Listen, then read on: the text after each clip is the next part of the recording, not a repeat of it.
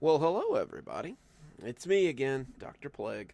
Hope you guys are having a good weekend.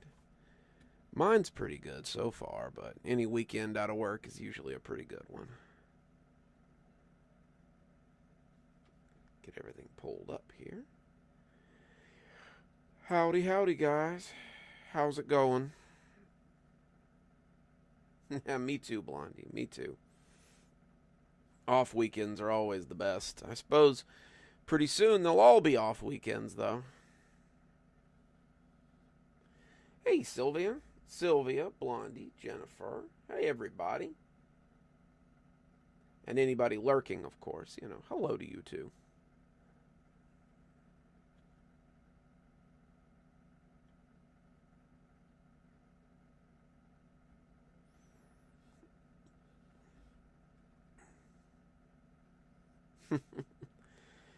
So, before we get cracking, let's talk about this writing contest we've got coming up. I'm sure you guys are all pretty interested about that. Yes, absolutely, Blondie. We've already started moving. Getting everything moved over to the new house so that when I sell my old house, I can just go ahead and transition. The computer will be the last thing, though. So, hey, Lou. The computer will be the last thing, so I can keep making videos right up till time to go. I think on moving week I'm going to do Baraska and post it. So you guys can look forward to that at least. Hey, Cindy.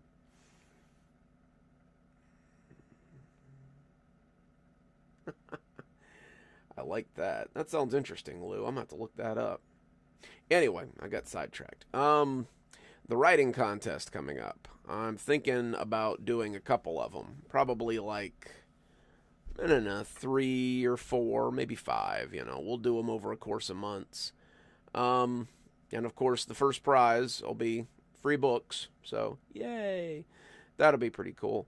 Maybe I'll even use my new button maker and make some Dr. Plague buttons or something. I don't know. I'll do something. We'll do something cool, and we'll have a lot of fun. But anyway, thinking about maybe the first one we'll just do a random story, just whatever you want to write, and under 6,000 words. Grammar isn't an issue. I use Grammarly, so just go nuts. Blondie, I think the first one's going to be freestyle. I think the first one we're just going to do whatever you want to do. Maybe some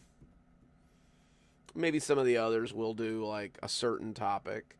If we're still doing it in October, maybe we'll do a Halloween story. I know you guys like Halloween.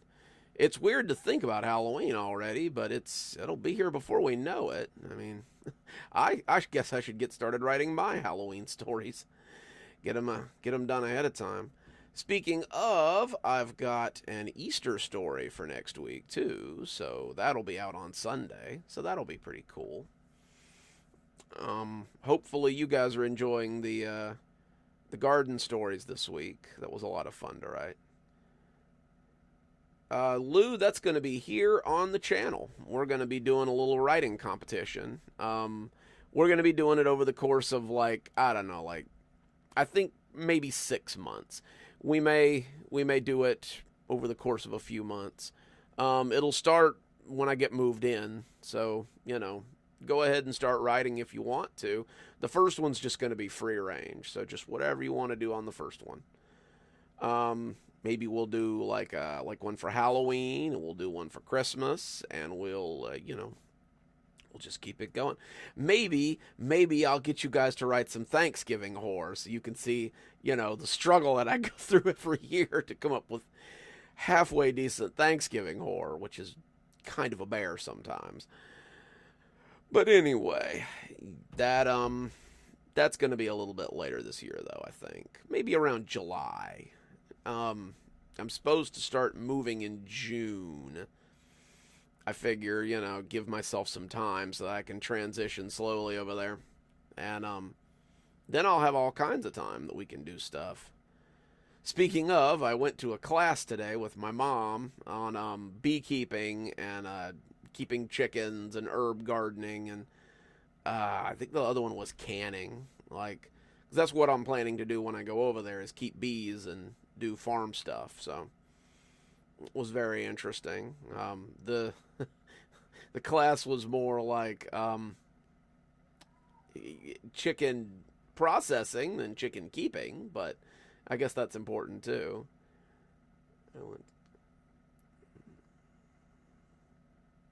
Oh, well, thank you, Blondie. Who are the two characters, if you don't mind me asking, so I can be sure not to kill them off or not to kill them off badly? um, no promises on that. You know, I get a little axe happy sometimes, and characters gotta go. But I haven't killed off a main character in a while, so I'm gonna try to keep it that way. Most of my series are pretty well received, so I think I think we're gonna try to keep the main cast of characters where they are. Um, but yeah, I think I think it's gonna be. I think we're gonna have a good time. Yeah, well, don't be too upset about it, Blondie. I mean, I think Grandpa has had a really good run, and he's had a really good series, and I can't think. And you know, I'm not just gonna shuffle him off. No, he's gonna go out with a bang, and he's gonna go out in a way that befits old Grandpa there. So it'll be a good story, but that's not for a while yet, anyway. We're still working through Grandpa stories. Like I've got a few more that I've already got audio from Ladama for, so we can go ahead and get those. And I've got a big one coming up too, so it's going to be a good year for that. He could, Sylvia. The Appalachian area is full of. Oh, excuse me. I had lasagna for dinner. It's not sitting well. It's full of semi immortal characters, so he wouldn't be alone there, I guess. But yeah, I don't know. Once I get situated and get out of the daily grind there, I'd like to. I don't know. We might do some fun stuff. You know, some writing contests or some maybe some game nights. I don't know if you guys play Jackbox or not, but we could get on and play some Jackbox or something. You know, some party games or something. You know, we'll figure something out. I got a. I've had a mysterious donor who donated some books for the contest. So and I've matched those book donations. So we should have prizes for the contest for a while. And I've got some judges too. So don't think it's just me. We'll definitely get an unbiased opinion on the stories there. Let's see. Oof, it's going to be a long week next week, but I'm planning on writing a bunch of new canonical stories. Because last weekend was just short stories, and I wrote a few. There's a few new ones. I really want to get those Black Site kids squared away, but I think that's going to definitely be a process there. As most of you know, the Bright Access stories are actually done. I just haven't posted all of them yet. Still waiting on votes and stuff. But the Bright Access stuff is ending, but we'll have a new Bright series to follow it. The Bright's not done by a long shot, so if you're a fan of the Bright stuff, don't worry, it's not going anywhere for a while. The Baron's been after me to cook up a new Killian story, and it's past due, so I guess I should probably get on that too. Busy, busy, busy. Eventually, I've got to proofread this Dollar General book too. My editor worked so hard on it, I should probably get on that. Oh, of course you can write, Blondie. Anybody can write. I got to keep telling you guys, I just make it look hard. Like, it's not that hard. Oh, there's a great writer in all of you, I'm sure. Like, It's there, just waiting. Sylvia, not a day goes by where I don't write something. It's my comfort thing, you know. I like to write. It makes me feel good. Yes. I can't talk.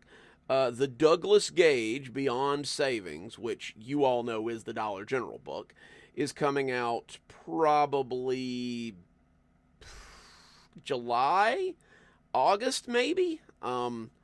It's done. I've wrote it.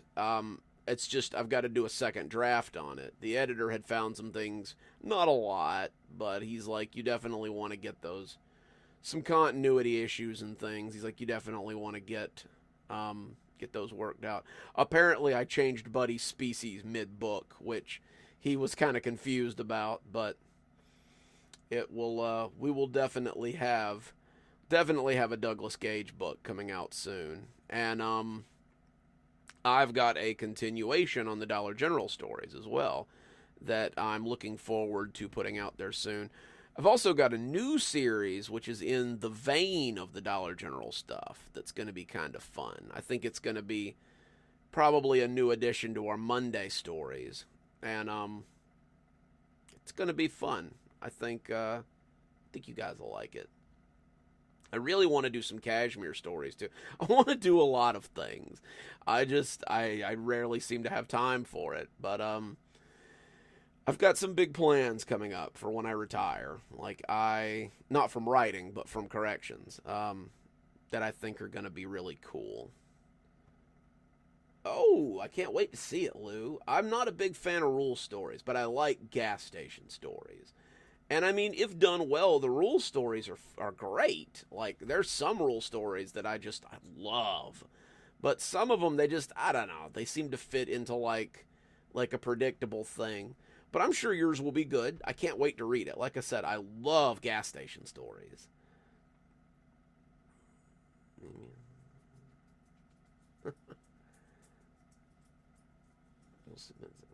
I hope you all will. I hope everybody submits something. I really hope that I am pleasantly surprised with the number of submissions that we get. Um, if we get a bunch of them, maybe we can even do a little book out of those. You know, that could be fun. With everybody getting credit, and anybody that enters, I'll just give you one for free. They're stupid cheap to print, most of them. I've got so many books because you can print them off of Amazon for like $4 each. It's wild. I like I like the Kashmir medical stories too, Stephanie. Having worked in a hospital for a number of years, it's a comfortable thing to write about. And a lot of hospital stories, they focus on like the doctors and the nurses and like the people in there saving lives, but they kind of overlook the support staff sometimes. And I've been part of the support staff, so I like to, talk about the janitors and the phone operators and the receptionists and things, the people that kind of get overlooked sometimes. Plus, Kashmir is such an interesting place. I think you guys will like the direction it's going to as we follow um, John. We follow John on his journey. I've got so many to keep up with now that I've started naming them. There's Marcus and John and Sam, and it was easier when they didn't have names. They were just them, Let's see.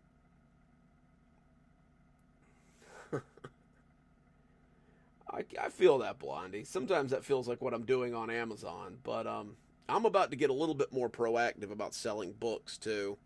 I need to. I realized the other day that I really haven't been telling anybody that I have books, so it's like I'm just leaving money on the table. I should really be a little more diligent about trying to get the word out. Plus, if they find the books, maybe we'll get some more YouTube fans. You never know. More people to the channel is always a good thing. Grew up in St. John. I haven't seen a Centacare in a while. Cindy, I can absolutely promise you that I will not kill Grandpa. Promise. much worse. No, of course not. Stephanie, I worked in one in Georgia. It was a big one on the outskirts of Gainesville, and Cashmere Medical is very like it. Like the hospital I worked at there was very similar to the one that I write about.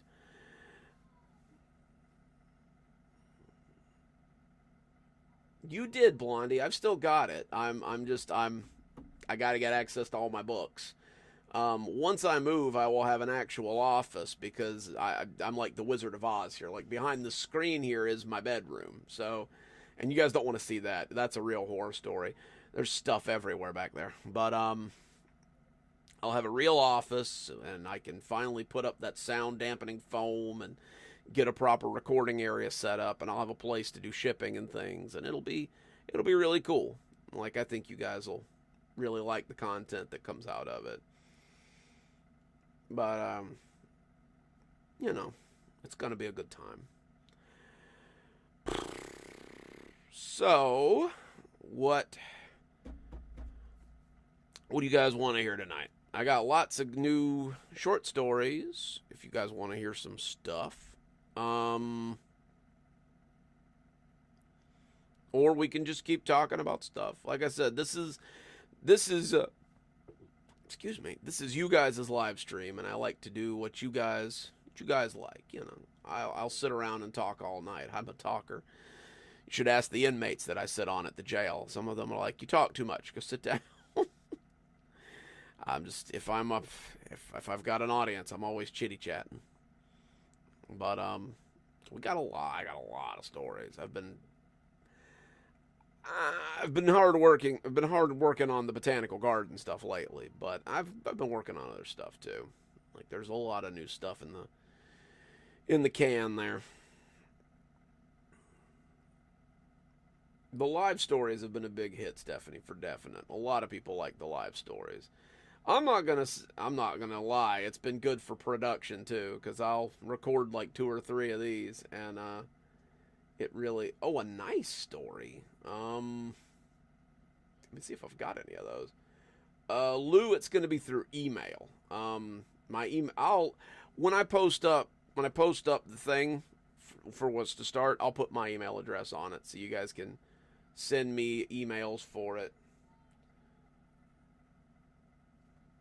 Hang on, it's the wife.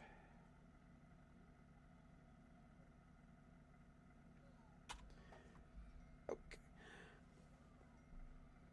Oh yeah, the botanical garden stuff is always fun. Blondie, I think tonight it's just gonna be short stories. Like non-connected short stories. Like the ones I do on Wednesdays. Let's see.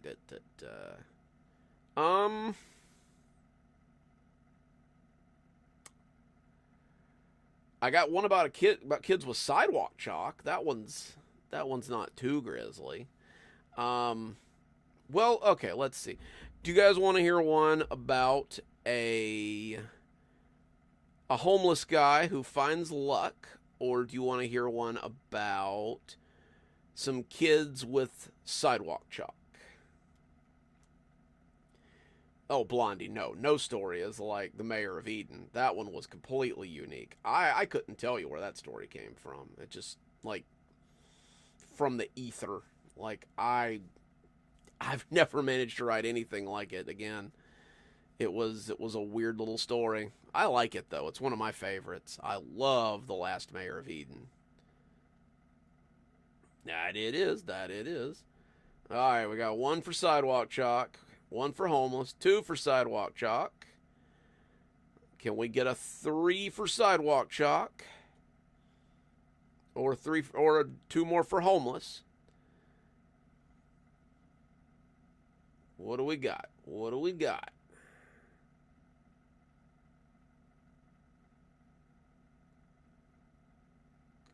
Oh, there we go. 3 for sidewalk chalk. Alrighty, so this one is called The Blacktop Nightmare. So, I hope you guys enjoy it. I don't know if this actually happened or not, but it's something I dream about sometimes. When I was in grade school, my family lived in a big apartment complex. My parents were not doing well, I guess. My mom was a cashier at a grocery store, and my dad worked at a gas station. They weren't bad parents, and I remember a lot of happy times in our little apartment. We had Christmas mornings and movie nights, and a lot of weekends spent on the couch with my mom and dad watching cartoons. Dad worked nights, so I usually spent a few hours in the morning with him before he went to bed and I went to school, and I spent my evenings with him and Mom before I went to bed. The apartment complex we lived in was big, with a lot of kids to play with and places to explore. But the best feature was the blacktop basketball court that seemed to stretch forever to my 5-year-old mind. It started near the front of my building and went all the way to the dumpster where Dad took the garbage. I drew hopscotch boards out there. I played basketball with some of the other kids, and the blacktop generally became whatever we needed it to. It was our playground. It was our playfield for sports. It was our house, and we never thought much about it, outside of what games we were going to play that day on it. I remember getting off the bus and finding the chalk. Hang on. Try that one again.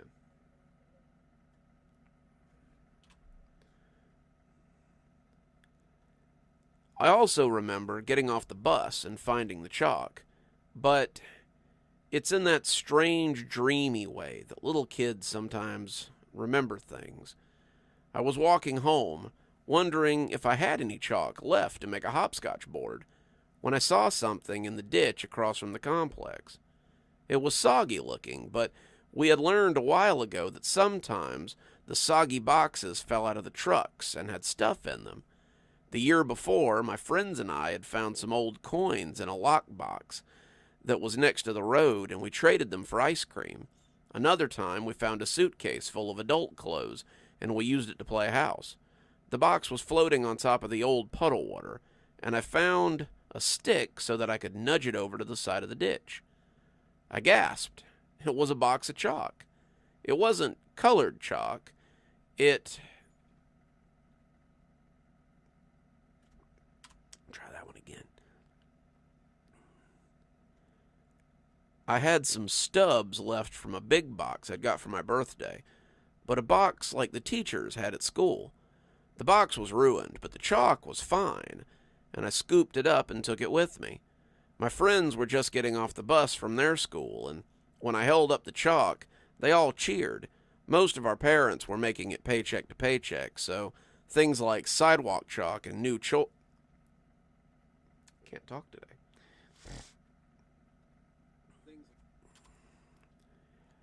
Things like sidewalk chalk and new toys usually took a backseat to clothes, food, or shoes. "What should we do?" Randall asked as we came into the complex stairwell. "We could draw cartoons," Mimi suggested. "Or a hopscotch board," Kelsey said.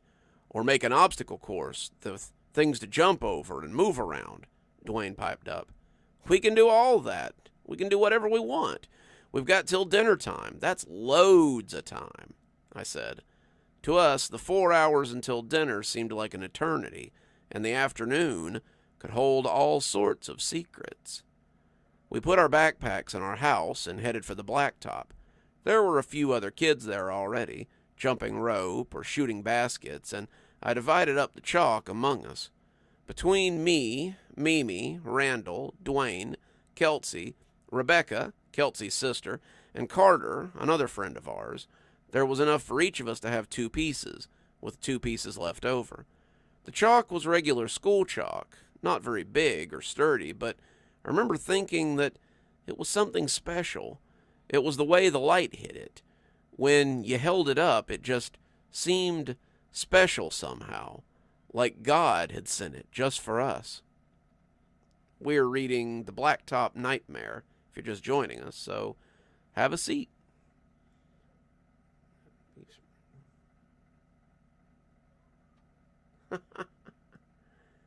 goodness. You adopting dogs? Man, that sounds pretty good. I'm not going to lie. Let's see.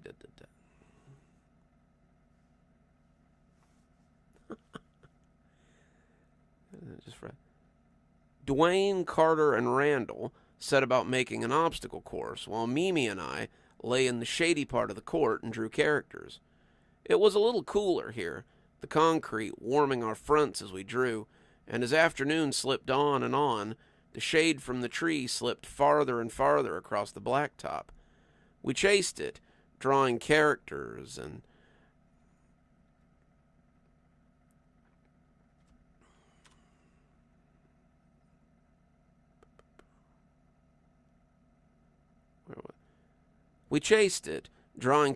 on the hot top as it cooled, and watching Kelsey and Rebecca draw endless grids that they never seemed to jump in. That was pretty normal for them. I think they enjoyed drawing the boards more than they enjoyed playing hopscotch. And as our characters went from one adventure to another, we heard them arguing over rules. It was getting on in the afternoon by the time they finally started jumping, and that was when the first problem started. Dwayne and Randall were pretty good at their obstacle course, even if it did consist of just jumping over and around lines on the ground, and Carter had decided to sit in the grass and time them. He would watch them go, keeping time on his old Seiko watch, and tell them how long it had taken them to finish. Dwayne was a little faster, but only because Randall was getting tired. We had sketched across the blacktop by this point, and had even started squatting so we could draw on the parts that were still too hot to lay on. Kelsey and Rebecca had finally decided on some rules for their hopscotch game, and Kelsey was getting ready to go first. I didn't see it when it happened, but I did hear the rock hit the blacktop before she started jumping.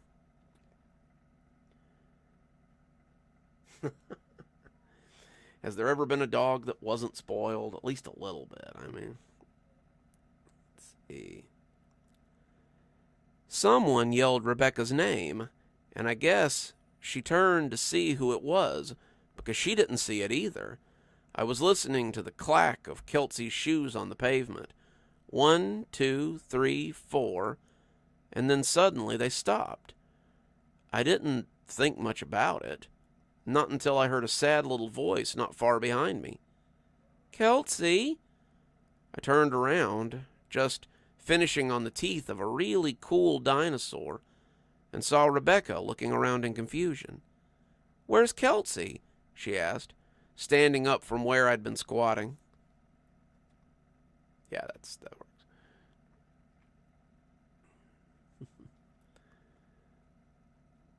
"I don't know," Rebecca said.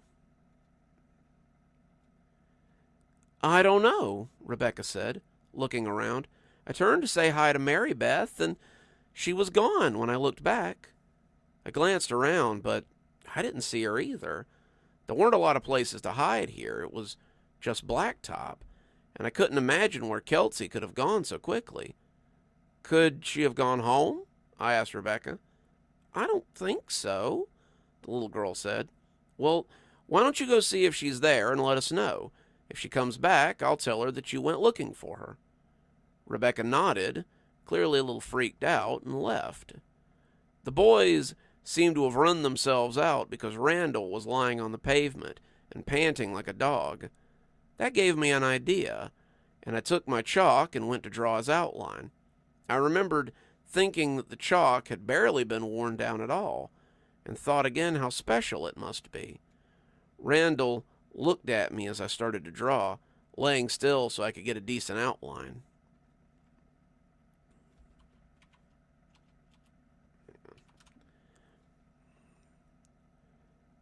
It was like the cartoons where there were chalk outlines on the ground, though I didn't know what they meant. Not yet, at least. "Do me next," Carter said, coming to lay down not far from Randall, before hopping up and saying the pavement was too hot. He was still looking for a good spot when I finished the outline, and something astonishing happened. I had sat back to see it, and Randall was getting ready to set up when he suddenly dropped into the concrete, like he'd fallen into a hole. I knelt there, just looking at the spot for what felt like hours, trying to make sense of what had happened. "Hey, are you going to come do me too?" Carter asked, sitting up and looking at the spot.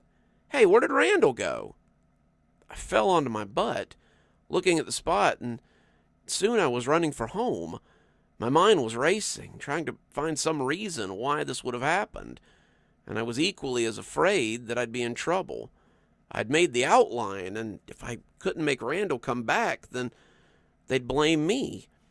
All I could think to do was go home.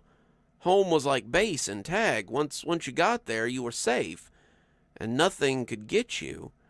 I could hear the other kids calling my name, but I needed to feel safe more than I needed to talk to them. Mom asked if something was wrong when I came running in, but I didn't stop. I went to my room and closed the door, sitting under the window as my mind raced. I was going to be in so much trouble when the other kids told an adult. It was all my fault, but I wasn't sure how. What had I done? How had I done it? Would Randall ever come back? Water break.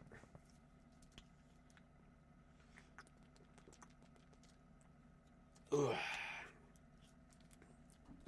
We're reading Blacktop Nightmare, by the way, if you're just joining us, so pull up a chair. It's just getting good.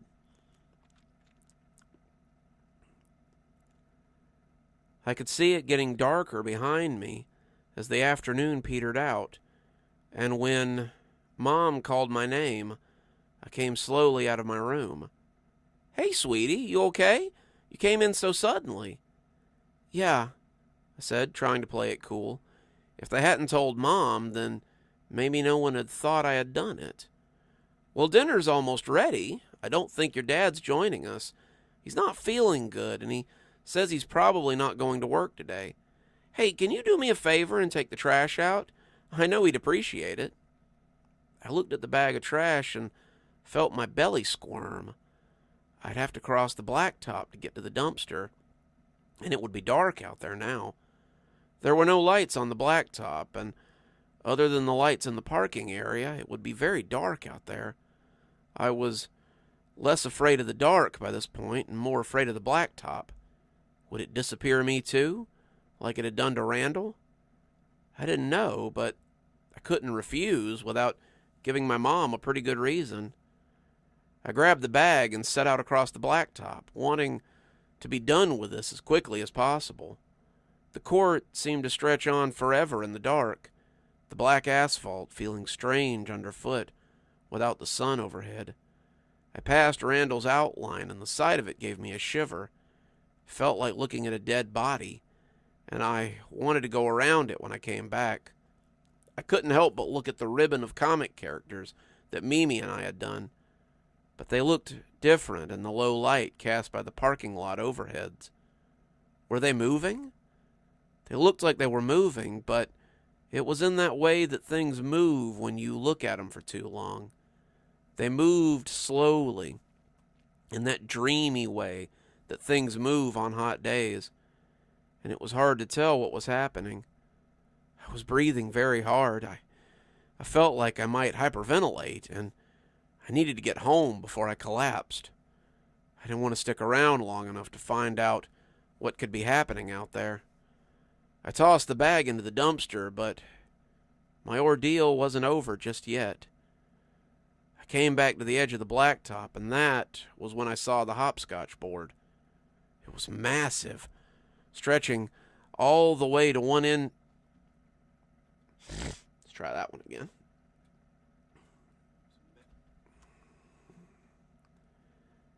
It was massive, stretching all the way from one end of the blacktop to the other. On a whim, I decided to jump over the square in front of me. It wasn't a big jump, but I must have come down wrong because my heel fell inside the square, and I suddenly lost my balance. I spun my arms trying to right myself, and I luckily fell left instead of right, or onto my back. I hissed as I skinned my elbow on the pavement, but that wasn't the weirdest part of the fall. I looked down to find my leg dipping into the box that had been chalked into the pavement, and I breathed a sigh of relief when I pulled it out. I was scared now. I started running as I tried to make it back to my house. I didn't know what had happened, but I wanted to feel safe again. Home was safe. Nothing could get me at home, but as I passed by the ribbon of characters, I saw that I hadn't been mistaken earlier. They were moving, reaching for me with their oddly defined limbs, and the dinosaur I had drawn snapped his jaws at me and growled. They were moving painfully slow across the blacktop, coming for me, and I jumped over them and kept running. They were too slow to get me, and I was too scared to slow down. As I passed by the outline of Randall, I thought I heard something, or someone, softly crying. I felt the dread inside me rise like a tide. I came barreling in.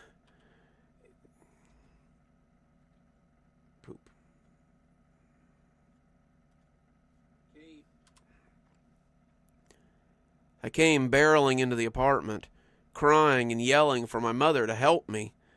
She wrapped me in a hug, asking me what was wrong as she tried to calm me down.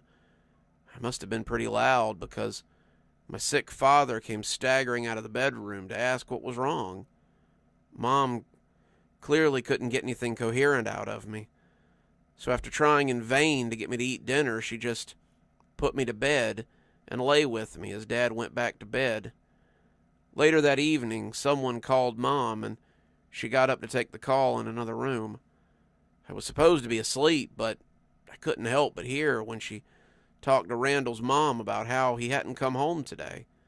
His mother must have been pretty worried, because I heard her telling Mrs. Gaff that she was sure that he was in someone's house, and that she'd find him any minute now.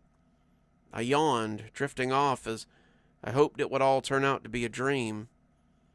But I woke up the next morning to find the police scouring the area and asking everyone about the 2 missing kids. Kelsey, as it turned out, hadn't just gone home, and I now felt pretty sure that she had fallen into the hopscotch board, like I had almost done the night before. They asked me if I knew what had happened to my friends, and I told them I didn't know where they had gone. I told them that I'd seen them on the blacktop the day before, and when I turned back to point at it, I saw that all the drawings were gone. One of the maintenance guys had probably seen our mess and used a hose to clean it off. It was gone.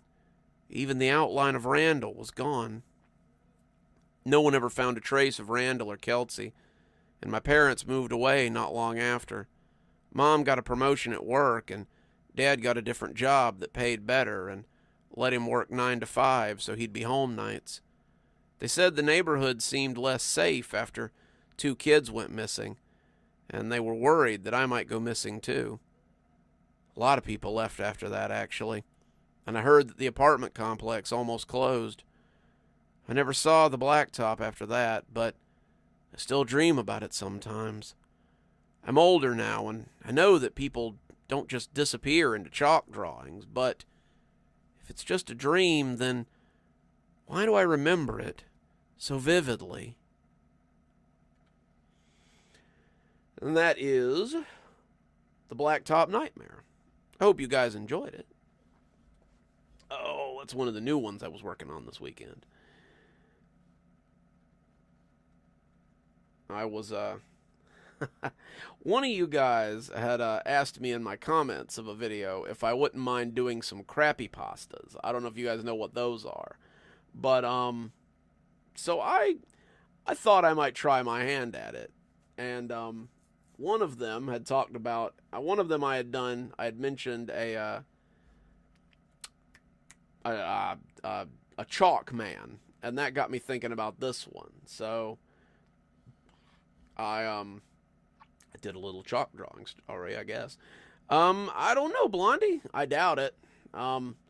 Most of these are usually just a one and done, so I don't know.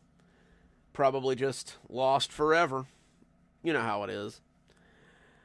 I don't remember who it was. Did anybody in here ask me about the crappy pastas? Because I had a lot of fun doing a couple of them. I'm not gonna lie. Like it was pretty entertaining. Um, I used to do these things. I forget what they were called. They were on a subreddit called Shitty No Sleep. I think we called them troll pastas. But they were really just like they were like goof creepy pastas essentially. Like they really they were just kind of awful for the most part. Um, but I don't know, they're usually a lot of fun. I mean I can read you one if you want. No, no, no. It's like hang on. I'll show you. Let me get done with like I don't know if any of you guys doom scroll on YouTube like I do. Like I'm big into the whole brain rot thing there, but like it's like you're on one of those and it's always like set to like the old school creepypastas and it's like, oh, that's a good kitty, I say as I pet on Kitty, and no, I'm evil Kitty, said evil Kitty. And that's, it's just these little like short flash fictions that are just it's like it's dumb stuff. But hang on, I'll find it and read it for you. Let me get done putting this thing together here. Volume levels have been such a issue lately on these things that I'm afraid to let them sit for too long. Let's see.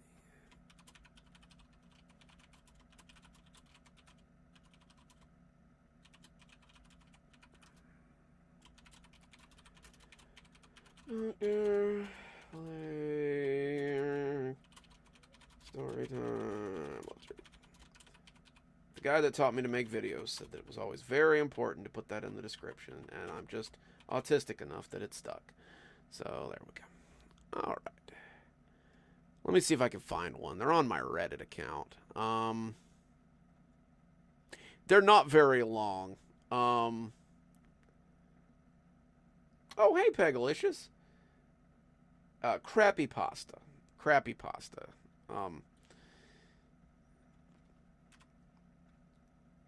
Let's see. I'll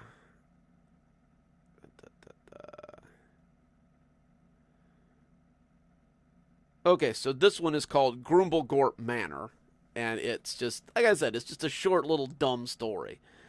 Um, let's see. Let me get my because he was very clear on the instructions. He wanted them in my most serious voice, so like I've got to do them completely straight. Ugh. Hang on here. All right, so I stood there on the sidewalk and looked at it. Grumblegorp Manor was probably the most haunted place in town. The whole place has so many ghost stories about it. All the kids say so. On the sidewalk outside the gate, I stepped over the Chalk Man. The Chalk Man is where someone died. He was walking up the street one day, and he saw the chalk outline and told the people on the sidewalk, "This is my outline. It's perfect for me." Then he laid down and he died there. The gate creaks open as I push it. The kids say that if you come to the house at midnight on a windy night, you can hear the grate creaking, and it's kind of sounds like squeaking. It sounds like it says the devil or diarrhea, but no one is really sure. It's super creepy either way. I walked across the overgrown lawn. Kids drive here from Lover's Lane and toss their used condoms here so their children can haunt the yard like they couldn't haunt their homes for 18 years. There's a hangman's noose swinging from the gnarled old tree. Once a potted plant hung from it, but the wind blew it out, so now the potted plant ghost is there too. I walked carefully up the stairs of the front porch, the place where a Jehovah's Witness had once fallen down the stairs after tripping on a can of Coca-Cola, so he didn't go to heaven after he died. So yeah, the place has quite a pedigree. That's how I came to be taking a shit on the front porch, because Jamie Stanley dared me to. And that's how, when General Ulysses S. Grumblegorp's ghost slithered from the floorboards and possessed my butthole. As he invaded me, he whispered, "Now you are the Manor Grumblegorp forevermore." And I passed out and woke up with pee in my pants. And yeah, see, they're all pretty much like that. Like, it's all like that. Like, it's just dumb stuff. It's shit. But it's hilarious. Like, it's just like a play off of, like, creepypasta stuff. Just, like haunted house and kid dares and, like, it's nonsense. But it's hilarious to me. I don't know. Like, once I found it, I'm like, yeah, I could write these. I could definitely write these. I rewrote one that I had wrote like a long time ago too.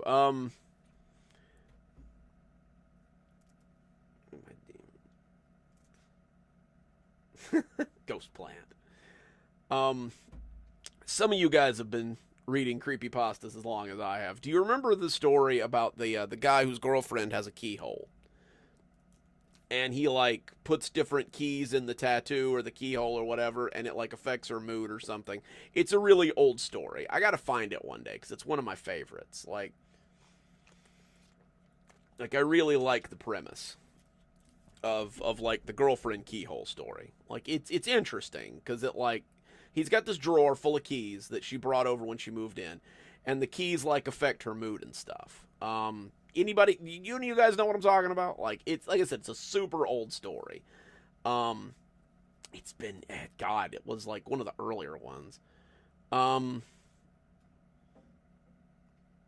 I've got a different one. Like, I've got a creepypasta version, that I'll read for you. Hang on, let me slip into the headspace here.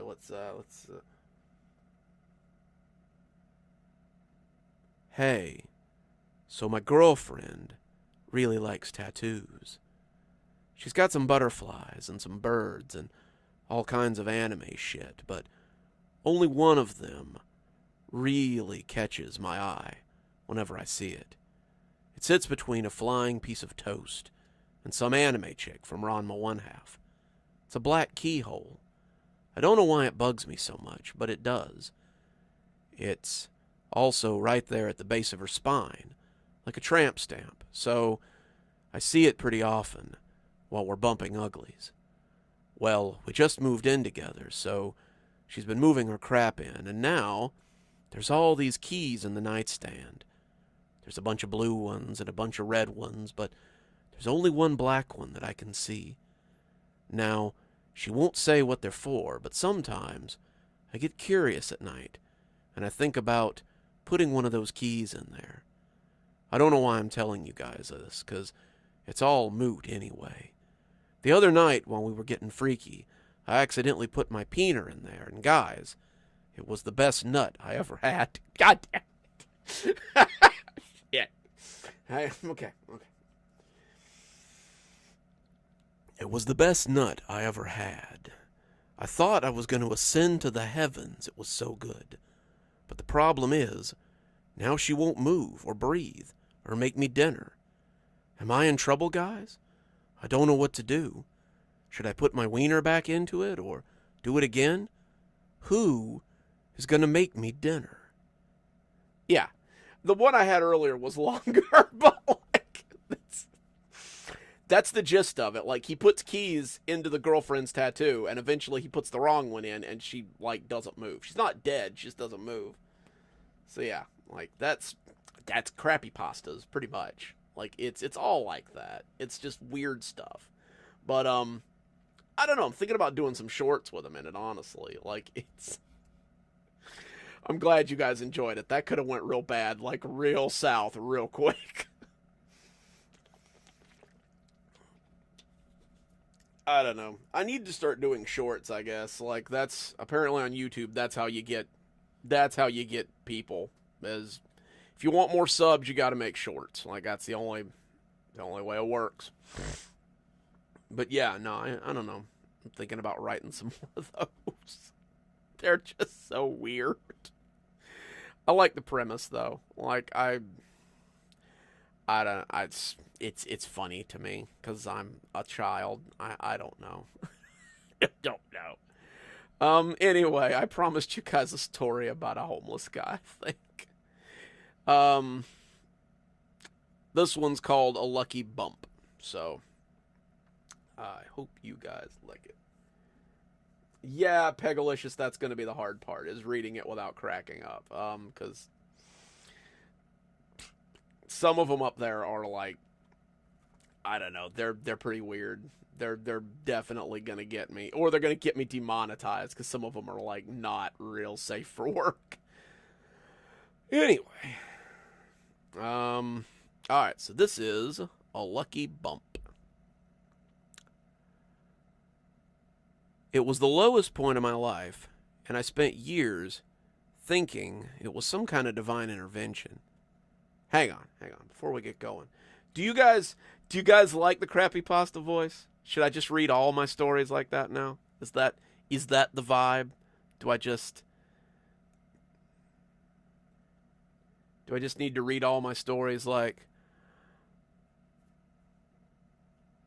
it was the lowest point of my life, and I spent years thinking it was some kind of divine intervention? Is that the tone? Do I just need to go into a lower register? Okay, I see the upvotes here. Yeah. You guys like the deep voice. All right.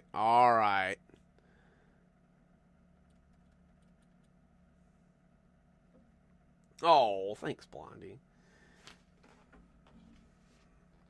Okay, I'll do the regular voice then. Just regular old Dr. Plague voice. It was the lowest point in my life, and I spent years thinking it was some kind of divine intervention. After last week, though, I know better. I would say it had been a hard year, but really it's been a hard 5 years. COVID knocked me out of a job, but I really like...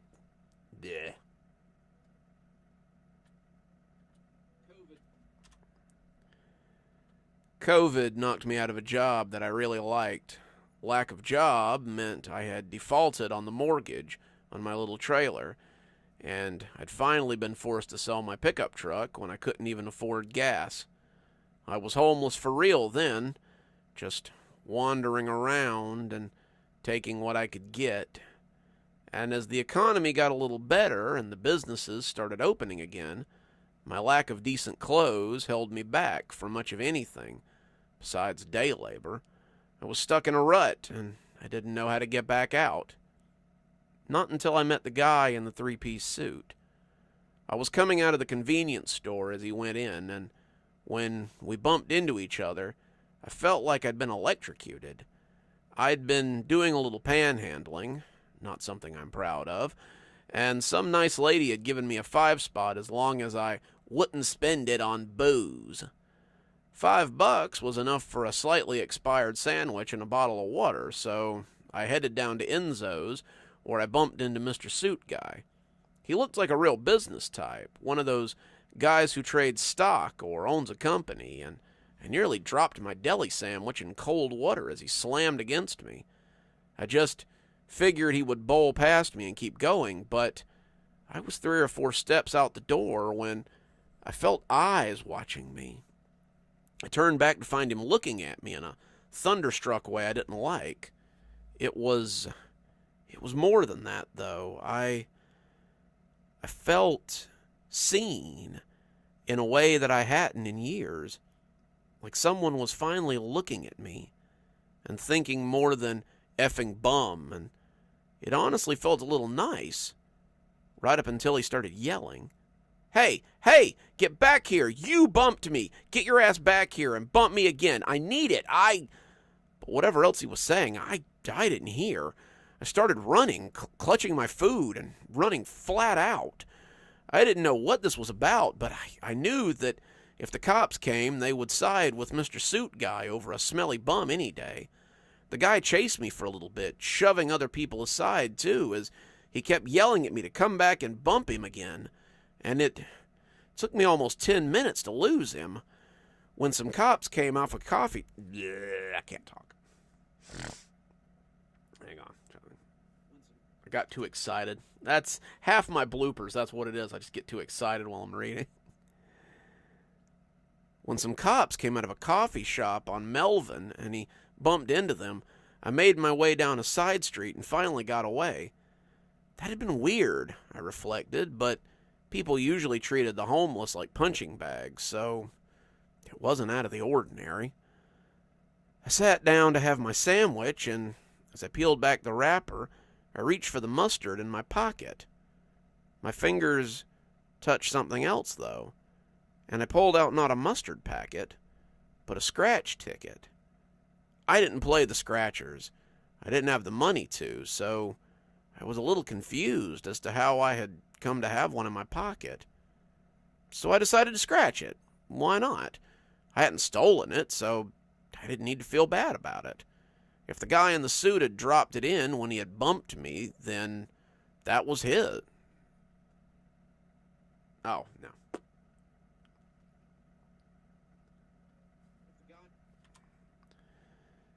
If the guy in the suit had dropped it in when he bumped me, then, well, that was tough for him. Started getting excited as I scratched the numbers, and when I finished the last box of the ticket, I almost dropped it in pure surprise. I'd scratched off $1,000 on what amounted to a $2 ticket. I couldn't believe it. This kind of thing never happened to me. I'd been living in a state of misfortune for so long that a little windfall seemed unfathomable. I took it to a different gas station to cash it in, not wanting to risk running into the man a second time, and the clerk told me how lucky I was as he cashed me out. He asked if I wanted another ticket, and after thinking about it, I decided that why not? I might as well. There was no harm in playing another, and it was only $2. I scratched it and felt my hands begin to shake. I had won another $5,000. That was how it went after that. Whether I played dice in an alley or cards at a high-end casino, I won. Soon I was back on my feet, my luck with jobs turning around, and within a year I was the owner of my own business. As I started to do well with my small-scale gambling, I let a coworker talk me into putting some money into cryptocurrency. I did so well with it that I started day trading, and when the GameStop stock came up on my conversation, I put my money in and cashed out at the peak. I also met someone at work, a woman with a young son who needed stability, and we decided to start a life together. I couldn't believe it. I'd gone from living under park benches to owning my own home again and getting my life back on track. My business did well. My ventures always panned out, and everything I touched seemed to turn to gold.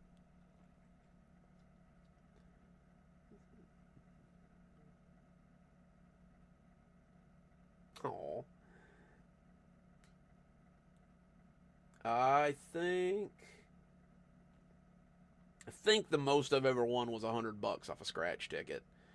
No, wait, I won 150 off a $20 one, but that's about as much as I've ever won. I got a cousin that got like $6 million off the lotto, but he hit the Powerball at the peak.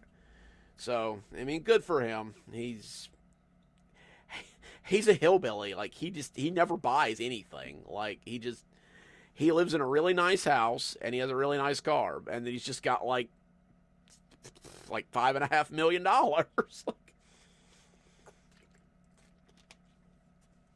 I'm gonna see what he's up to. He gives really good Christmas presents. All right, let's get back to our story. We're reading The Lucky Bump, if you're just joining us. So, by the start of 2025, I was doing public outreach in the same area where I had once slept and begged for money, and that was how I saw the man I'd bumped into again. I was walking around.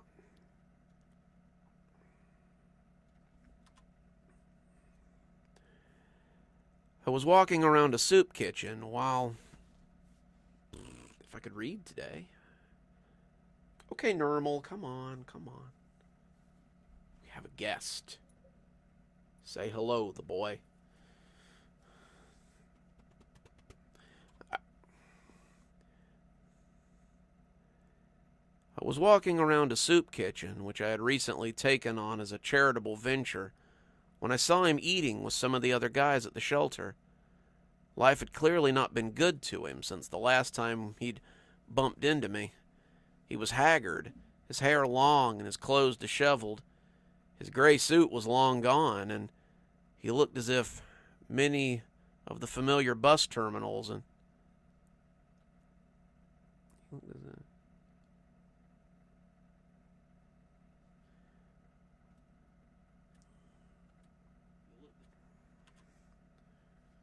everybody says hi,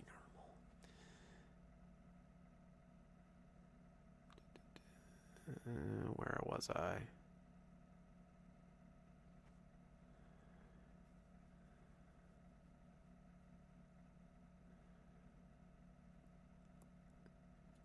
He looked as if many of the familiar bus terminals and underpass spots that I had slept in were now known to him. We looked at each other, our eyes meeting, and I could see the recognition on his face. The spoon slipped out of his hand, his head following me as the manager of the shelter walked me around. And as I looked away, I could still feel those eyes boring into me. I started seeing him more often after that. It seemed someday that every door I opened, every sidewalk I went down, and every building that I had reason to visit, there he was. He seemed to be trying to bump into me, but I was always aware of my surroundings in a strange way that I never had been before. Some of it was not wanting to bump into people and make them angry, a trick I had learned from my homeless days, but some of it was just being aware of myself. I never had... I can't... Normal, you're very distracting, you know that? Okay, buddy. Okay, gotta go. You gotta go. You're very distracting. You're very cute, but you're very distracting.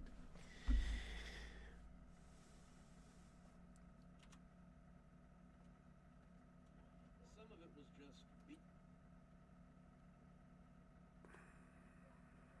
Okay.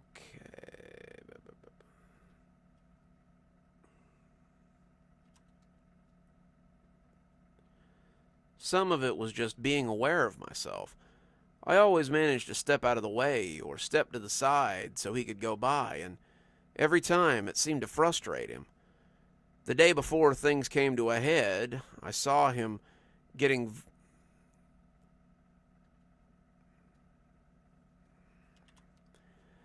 The day before things came to a head, saw him getting vocally angry with me when I opened the door to the bank for him instead of just crashing into him, and I was pretty confused as I watched him walk away. I was coming home late the next night when I found him sitting in my living room. My wife and son were out of town, a last-minute visit to her parents' house, and that would seem lucky too. I didn't have security for my penthouse home. I never felt like I needed it, till I came home that evening and found him in it. I was tempted to step back out into the hallway and run, but the gun pointed at me was a pretty good deterrent. He told me to sit down, and I took a seat across from him. I couldn't tell you why, but it felt like the right thing to do. "You remember me?" he asked, and I nodded. "I bumped into you about 10 years ago, just about the time my luck changed." "Right. Except it didn't change. You took my luck." I furrowed my brow. How was that even possible? He looked over my shoulder at a decanter of alcohol, scotch or bourbon or something, and said he was going to make a glass before starting. I told him to go ahead, and he held the gun on me as he poured out amber liquid and took a sip. He brought it back, not offering me one, and sat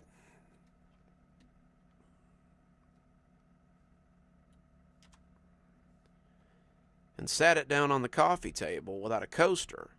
Jerk. I don't know how it started, but I got the luck from my uncle.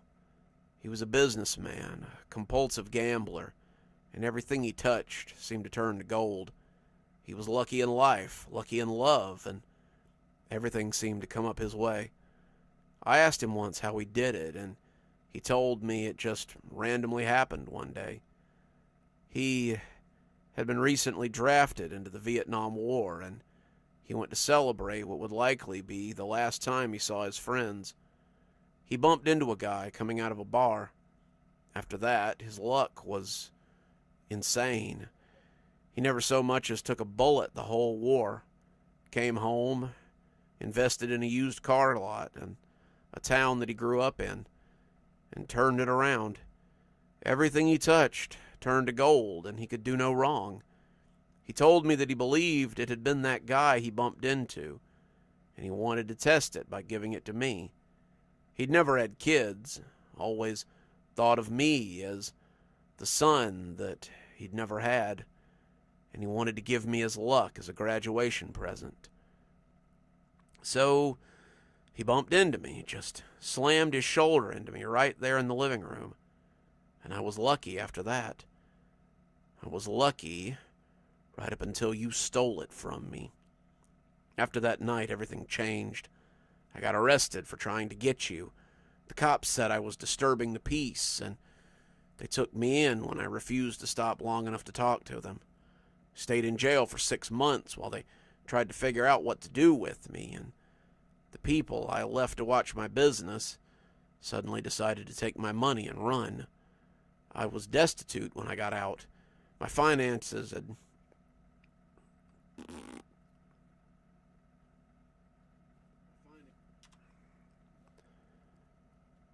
My fiancé had drained my accounts. My friends wouldn't talk to me now that I was broke and I had nothing.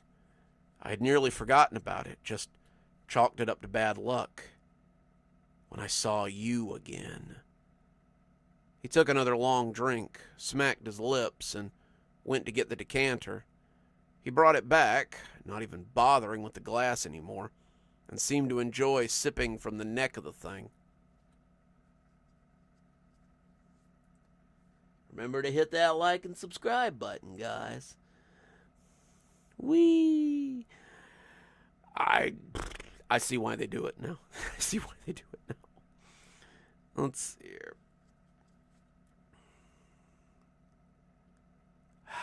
You forget how nice things are when you're living rough. A nice bourbon, a cigar on the balcony, a steak cooked just the way you want it. Anyway, after I saw you in the shelter, I knew I had to get my luck back. I kept trying to bump into you, but I think you'd figured out by then that the bump was how you'd gotten it. I was getting frustrated, not sure how to get you to give it back, and finally I decided that this was the best way. So, he said, cocking the cheap little revolver, you're going to bump into me. You're going to give me my luck back, and then I'm going to leave. You can call the police if you like. I'll have the luck, so I don't care. And if I don't? I asked, still sitting comfortably on my couch. He shrugged. Then I'll shoot you, and neither of us will have it. Either way, your turn with the luck is over. He was slurring by then, the alcohol taking effect, and I decided to trust in the luck and see if it would pan out. Hey there, Brandon. Let's try that one again. That was a little rough. Oof. We are reading The Lucky Bump, by the way.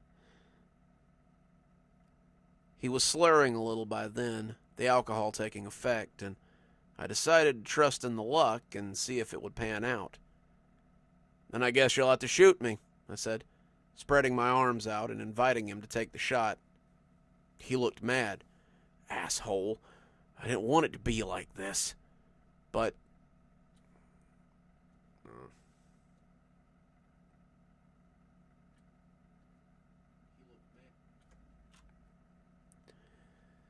he looked mad. Asshole. I didn't want it to be like, but I never found out what he wanted it to be like.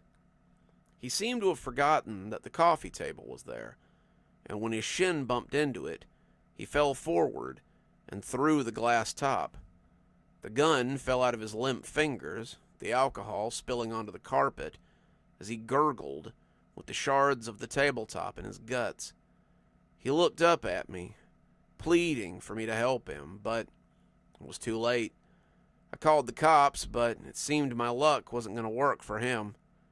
He was dead before they got there, and the whole thing was written up as a home invasion gone wrong. The fella had a record, a lot of loitering and panhandling mostly, and they supposed that he had simply stepped up to the next means of getting a hot meal. I didn't tell them what we had talked about. I figured that would only mutter the... Excuse me. I figured that would only muddy the waters further. Now, however, I'm stuck with the idea that I might be able to transfer this luck. My son, who I adopted at the start of last year, is 10, so I've got a little while to figure it out. I've started putting money in accounts under my wife's name, just in case. If the luck means I have to lose what I've gained, then maybe I can set them up well enough so they can live comfortably, no matter what happens. If it's true and I can transfer the luck, then maybe I'll give it to my son when he comes of age. Luck is a pretty good gift for a young man just starting out in the world. Until then, I'll have to be very careful who I bump into. And that's the lucky bump. Ooh. How we doing, guys? Doing pretty good? Digging the stories, I hope?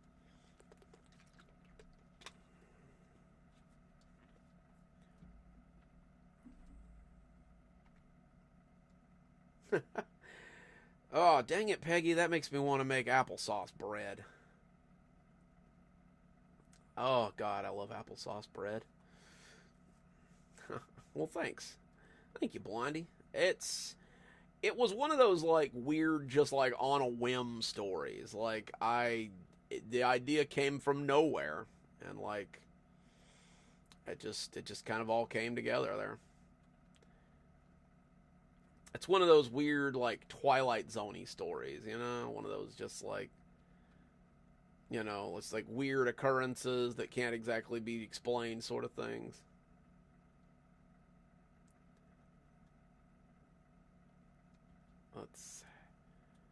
Let's cook this goose here. I absolutely will. Basically, it's like pound cake. You just mix applesauce into your batter so that like it makes it incredibly moist. I've watched my mom make it a bunch of times. I've never actually made it, but it's very good. It's like zucchini bread. I like zucchini bread too, which sounds really weird, but it tastes delicious.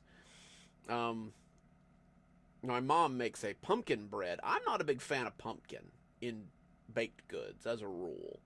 But like my mom makes a pumpkin bread with pumpkin butter that is very tasty. Ooh, I do like banana bread. Banana bread is very good. I like to bake. I love to bake. Brownies, cookies, breads, pound cakes, cake in general. I love baking. That's one of my secret hobbies. It's I love baking. I love eating baking mostly. But yeah.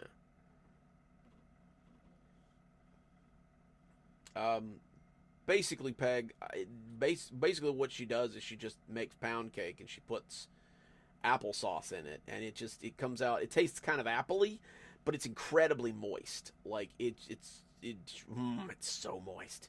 Like it just falls apart. It's great. No, not that one. There it is.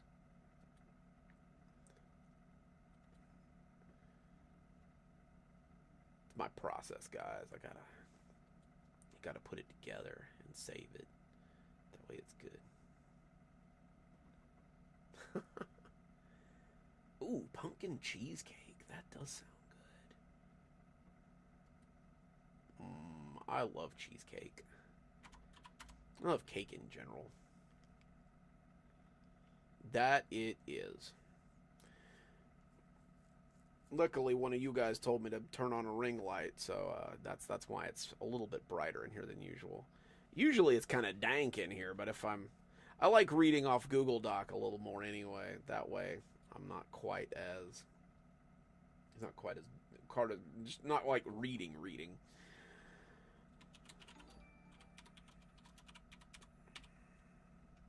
Oop, sounds like we got a something there. What's that? Oh boy, Stephanie subscribed. Well, thank you, Stephanie. We're glad to have you. If this is one of your first lives, we do this about every 2 weeks. So about every other Saturday night, for the moment, I come on and read some stuff. It's cool because I record it too. That way, it's like I kill 2 birds with 1 stone there. Speaking of, how about another story? Okay, so I got one about a weird cabin, and I've got another one about a weird transmission. So, weird cabin, weird transmission. Cast your votes. And we will read some stuff. So I don't know if any of you guys are like clinically on security, okay. Oh God, Carrie, absolutely. Most of my Stragview stories are about security of some sort or another. You dig Stragview. It's my prison stuff. Oh, I got 2 for transmissions.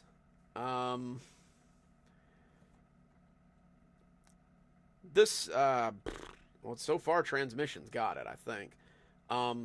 Before we move on, I don't know if any of you guys are just chronically on TikTok like I am sometimes, but have any of you guys stumbled across, it's called Angel Engine yet? They do it in AI, so it's getting a really bad rep, but the story is really good. It's like humanity has wrecked the planet, so they pray, and an angel comes down, and then they capture him, and they use his power to like restart the world. And it's like I said, it's made with AI, so the art's kind of wonky and the voicing is terrible, but the story is really good. Like, it's like creepy, and there's a lot going on. Like, if you haven't seen it, it's called Angel Engine. Go look it up. It's pretty cool. I've really been enjoying it. Heck, I got so into it, I've been doing YouTube deep dives on it to find out more about it, because the writer comes out with stuff kind of slowly. Not everybody is, up to my writing standard of quickness. I churn out bullshit all the time, but no, I'm assuming he's putting a little more thought into his stuff than I do. But it's really good. Like, trying to think how to describe it. I mean, it's got like corrupt industrialists and an angel and like all kinds of stuff. Like, it's really cool. I would definitely recommend that you check it out. It's called Angel Engine. Hang on.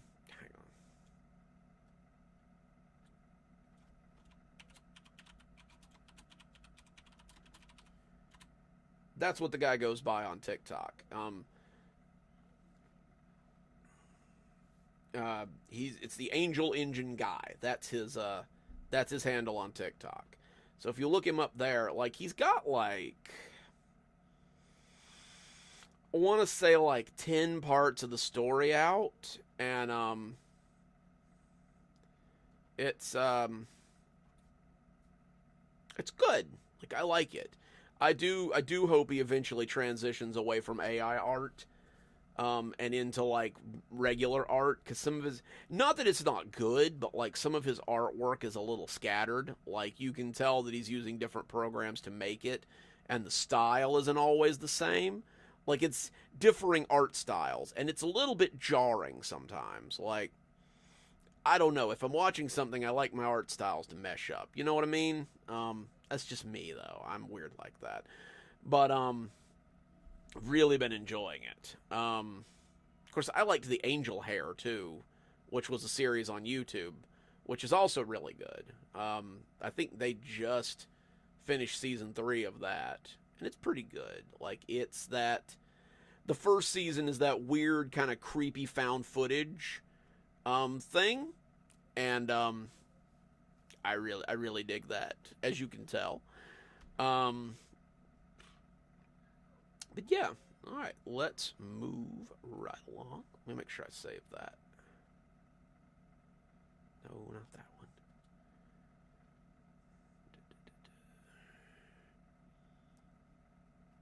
Yeah, I did. Okay. So, this one, speaking of Angel Engine, this one is called Boots. And,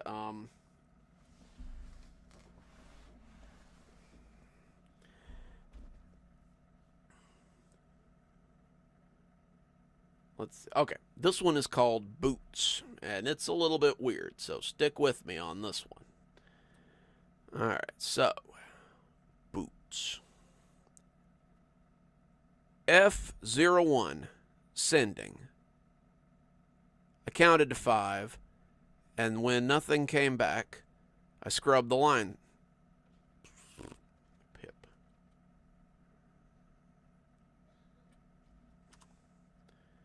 Off to a great start there. I counted to 5, and when nothing came back, I scrubbed a line through it. No contact. F02, sending. I sent the packet, counted to 5, and when nothing came back, I scrubbed a line through it. No contact. F03. If this sounds like tedious work to you, then that's 'cause it is. I've spent the better part of 5 years getting my degree in things like string theory and space anomalies, but those kinds of degrees require money.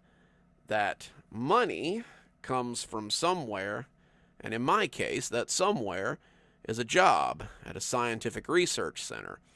When I wasn't working on my doctorate, at least. I mostly worked on the weekends, doing different things that fell under the heading of my field of study, but a lot of the work came with NDAs and contracts stating that I would never be able to speak about anything I worked on outside the facility, or to anyone without similar clearance for that matter. I could probably get in a lot of trouble for talking about what I'm about to talk about, but I just don't really care anymore. You guys need to know what's going on, because it could potentially affect everyone on this planet. For the last 6 months, I've been involved in something called the Bottle Project. The Bottle Project is, as its name implies, about sending messages out to try to get a response.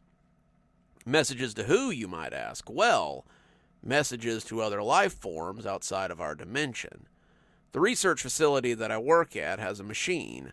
It's a machine that I don't understand, and it's a machine that I don't ask a lot of questions about. What it amounts to is a big metal hatch with an apparatus similar to an iron lung connected to the wall. When you use the machine, you send a message through the iron lung and into the hatch. The messages are sent in a similar fashion to phone calls. If you... Ugh.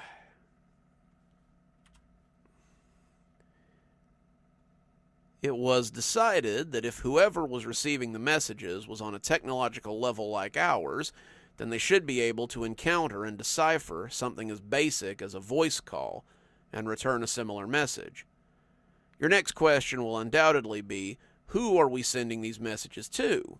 And the answer to that might surprise you. I'd been working there for a couple of weeks before I found out. Most people were tight-lipped about it, but I had found common ground with my boss, and had managed to get some answers out of him in a very unscientific way. We went out for drinks one night after work, and I asked him who we were sending all these voicemails to. He laughed and told me that at the start of the project they had been sending these messages into deep space. We were hoping to get messages back from helpful aliens who might tell us how to get to the stars or how to advance our civilization. What we got back was a bunch of dead air for the next 20-some-odd years. Turned out nobody was in a big hurry to help us. They either aren't there or they didn't care, and it amounted to the same thing. So that's when one of the old heads, Dr. Klein, had a great idea to invent a machine that you sit next... Yeah. Cadence is bad. Allergies are really bad today. You'll have to excuse me. So that's when one of the old heads, Dr. Klein, had a great idea to invent that machine that you sit about 5 feet away from every day. He decided that maybe the answers weren't in another species, but in our own. I asked him what he meant, and he glanced around like he was looking for eavesdroppers before he went on. Shouldn't be telling you this. No one is supposed to know this without some pretty heavy clearance, but that machine sends messages to other dimensions. Thought he was pulling my leg for a minute, having a little fun with a new guy, but he assured me that he was 100% on the level. I know what it sounds like. I didn't believe it myself when they first told me, but I swear it's the truth. Dr. Klein decided that there had to be a dimension out there where we had figured out faster than light travel. He decided that if we could send a message to one of those universes, maybe they could help us. That was in 2010, and we've been sending those messages in a bottle ever since. Hey, Kevin. Thanks for joining us. Oh, not late, man. You're right on time for stories. Let's see what I've missed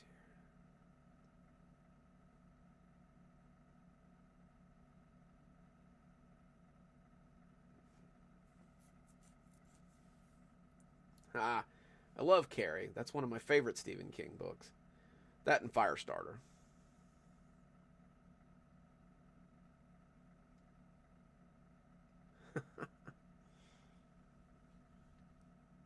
Let's see here. Okay. Oh, we're reading Boots, by the way, if you're curious. I asked him if we'd ever gotten a response back, and he gave me this look that was equal parts pity and amusement. How long have you been working on the project? I told him I'd been working about a month. And how many messages have you ever received back? None. The letter in front of the dimensions should tell you how many we've done this with. Each collective is given an alphabet letter, and each letter has 99 confirmed locations. I believe you're up to D now, and to my knowledge, we've only received back 5 responses. I asked him about the responses, but not even the liquor, it appeared, could make him talk to me about those. You're a good kid, but if I told you, I feel like you'd quit tomorrow. Those messages. And he got a faraway look as he talked to...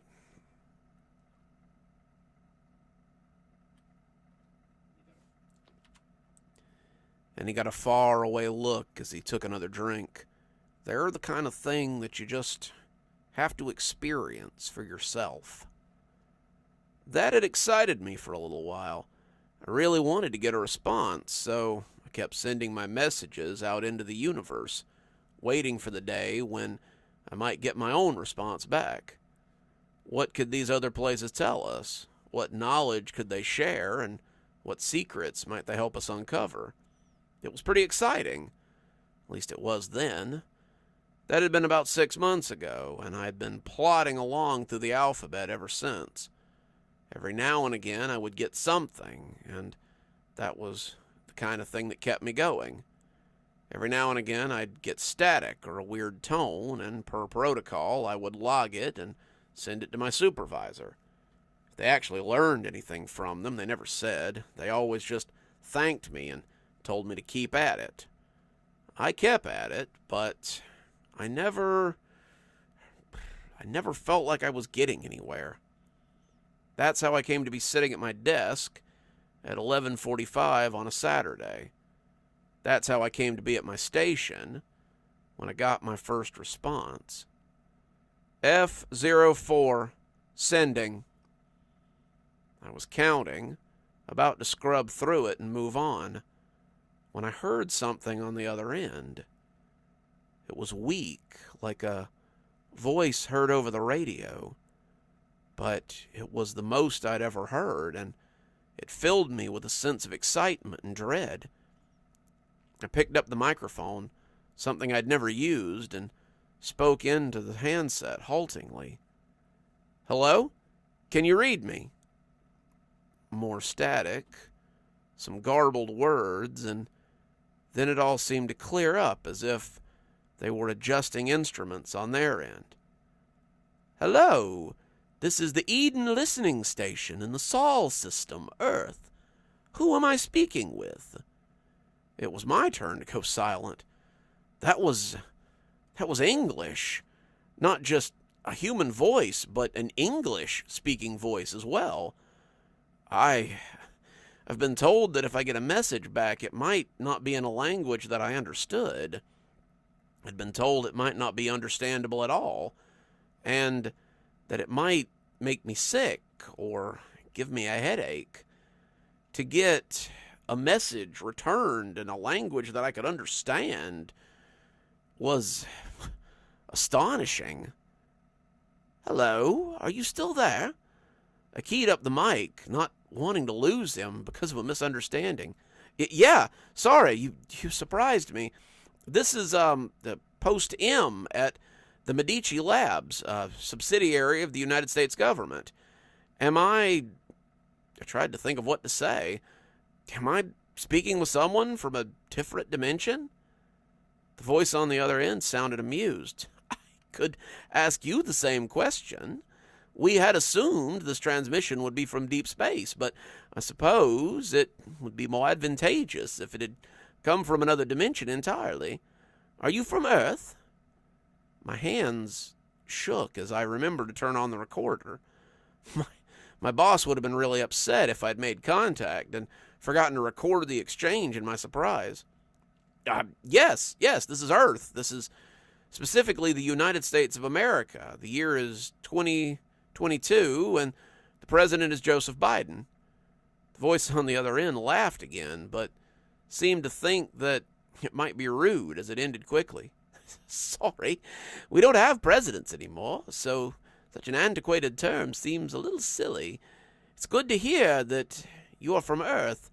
We haven't called ourselves the United States in over 100 years. We are the Eden collection of nations." This was amazing. I'd never guessed that something like this could happen.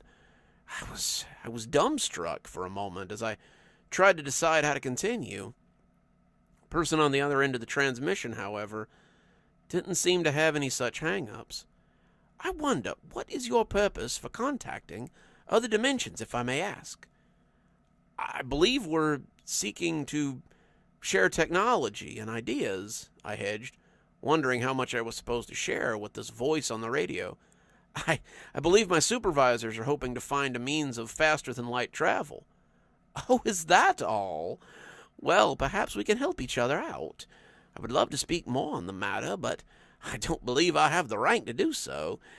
Is there some way you might put my supervisors in touch with your supervisors so that they may continue this in a more official channel?" I told him that would probably be what my supervisors would want as well, and asked if he could hold while I made contact with the higher-ups. The next few weeks were extremely hectic. I was given a bonus and told to take a couple of days off so I could get some well-earned rest. People...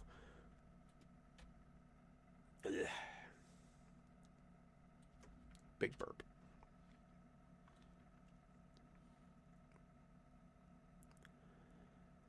People shook my hand and told me that I'd done a great service for my country, but just felt like I'd been doing my job. I'd really just been sending messages out without any hope of getting anything back, but it was hard to forget the voice on the other end as I sat for a couple of days and tried to keep it to myself.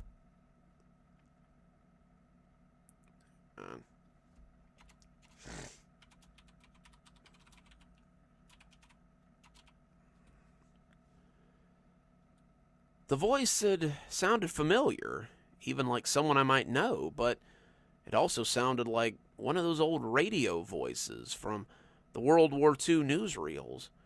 The accent was definitely American, but it had been laced with a strange underlaying of British or something else.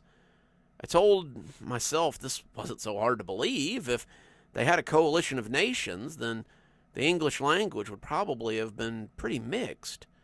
Still, it was hard to shake the World War II similarities in my head. The voice had sounded like it wanted to offer me war bonds or something, and I was excited to come back after a couple of days and maybe get to talk with them again.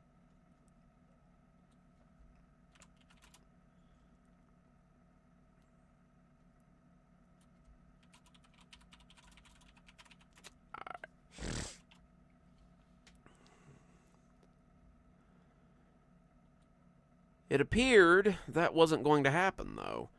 F-04 had been reclassified as a high-priority communication, and they were strictly on a need-to-know basis. I was told to return to my workstation and continue to send messages into the void, but there was a new addition to my desk. There was a little black box with a flashing light on it, a label maker stamp declaring it to be a line to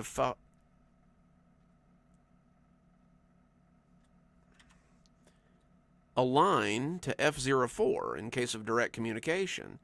If it rang, I was to pick it up immediately and send it wherever.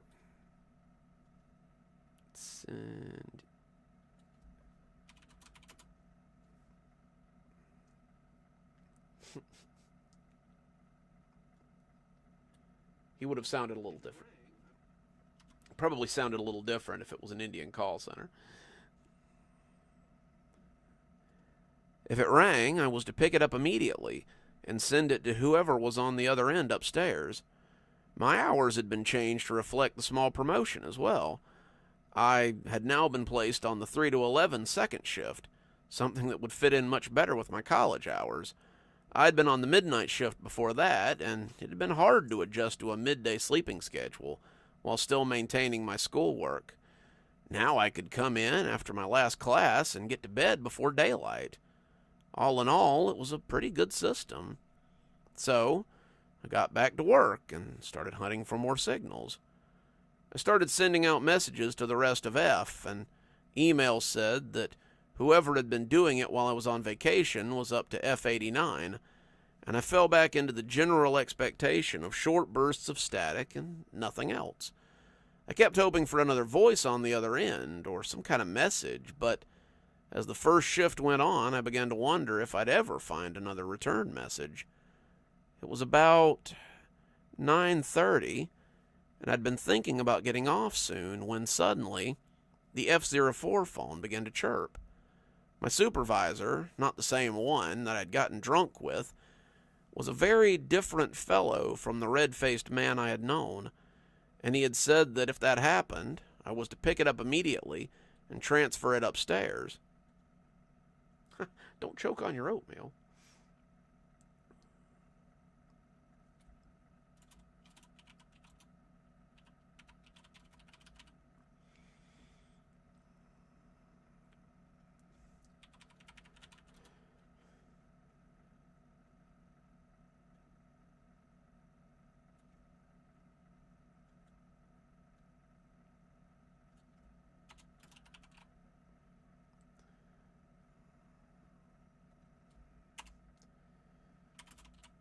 Okay.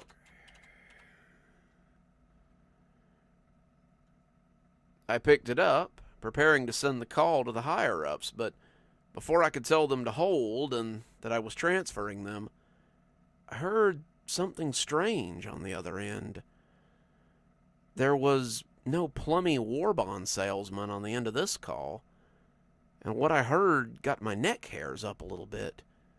It was mechanical, though the voice was human enough to make me wonder. The cadence was too perfect to be anything but machine. But who could really say? Boots, boots, boots, boots, moving up and down again. There's no discharge in the war. Hello? I said, thinking perhaps I'd crossed the signal somewhere. Just a moment while I transfer you upstairs. If there was actually someone on the other end, they didn't say anything.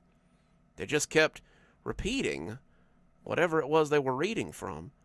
Don't, don't, don't, don't. Look at what's in front of you. I asked again if they needed something, but they just kept right on going with a poem or a message or whatever it was. The cadence made it sound like a military march, something that Marines might step to as they went about their physical training. And again, the hairs on the back of my neck went up. I'd heard it before. It was something old that I couldn't place. And as I listened, it went on. Men, men, men, men. Men go mad from watching them. Boots, boots, boots, boots. Moving up and down again. There's no discharge in the war. Then, just as suddenly as it started, it began again from the beginning. I didn't ask if anybody was on the line. I just transferred it upstairs. And for the next hour and a half, I sat there with a sense of cold dread wafting through me. I don't know what I had just heard, but it didn't seem to be the same as the first contact. This hadn't been a person like the one I'd spoken to. This had been different. When I went home at the end of my shift, I really hoped that I could leave the message behind. It was just a weird occurrence, and I was so tired after work and school that I fell into bed with the marching tune still buzzing around in my head, assuming it would fizzle out on its own. I should have known better, but a man can hope, I suppose. Whew, I need a drink.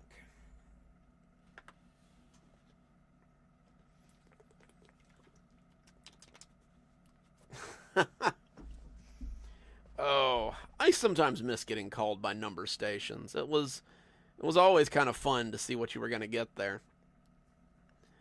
We're reading Boots, by the way, if you're just joining us. Boots. So have a seat. This one's just getting going. We've got a lot of story left, trust me. I dreamed those words again and again that night. By the time I woke up the next morning, I thought I might be going a little mad myself. I had an email from my boss when I got to work.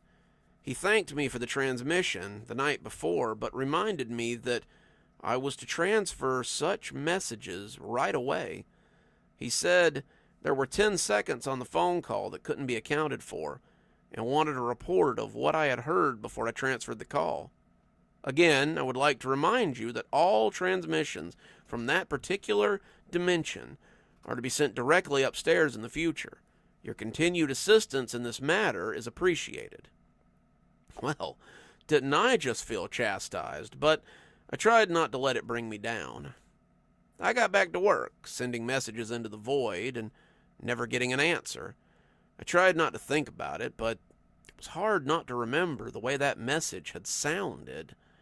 It had been human, of that I was certain, but it sounded hopeless.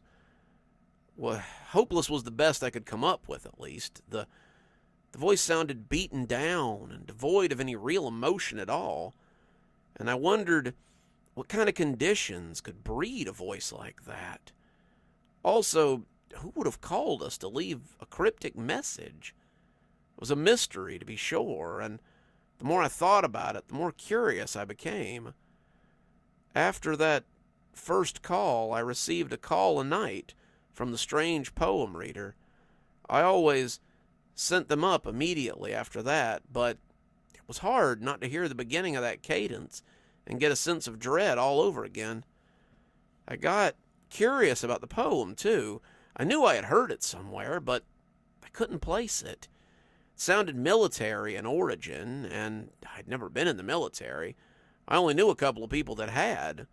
The people I asked just shook their heads and said it sounded familiar, but they also couldn't place it. Started dreaming about it after that first night, and it was affecting the way I slept. It also made me wonder more about F-04 and why they would feel so inclined to send out a warning or a message or whatever it had been. I decided to do a little bit of snooping, just enough to satiate my appetite, of course.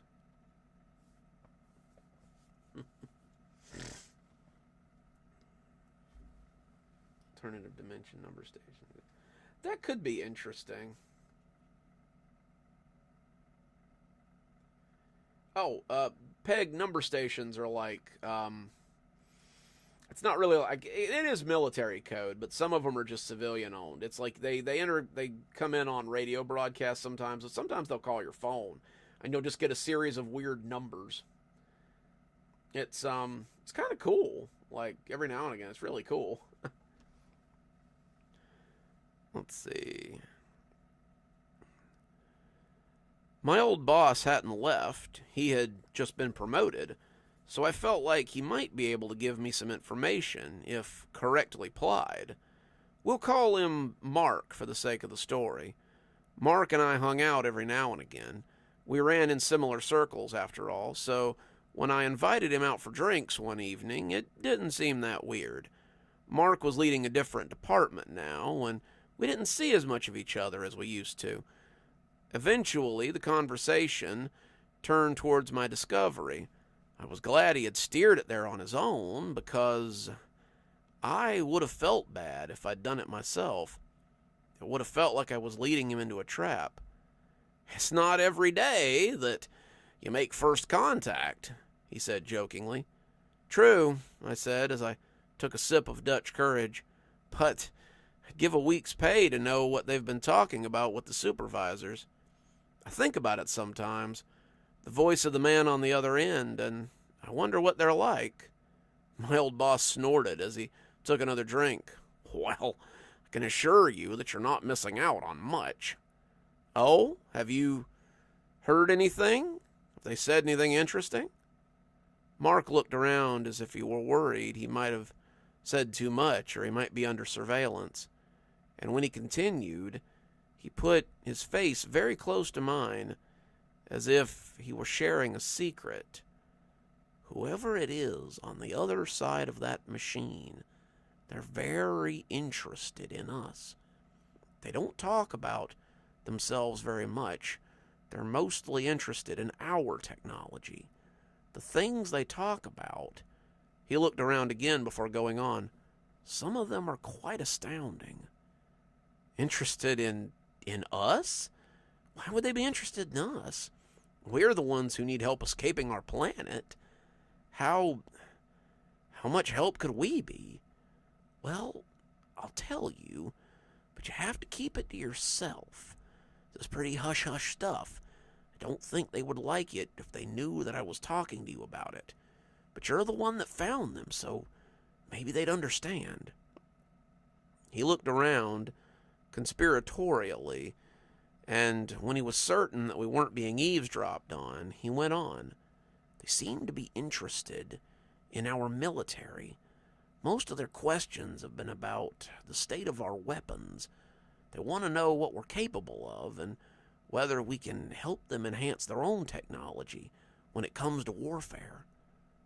I wanted to tell him that didn't make any sense, but in a way, I suppose it did. Hadn't I thought that the voice on the other end sounded like it was going to start selling me war bonds? All of my mental analogies had pointed back to World War II propaganda videos, so perhaps he had stumbled across a civilization that was at war with something they couldn't handle.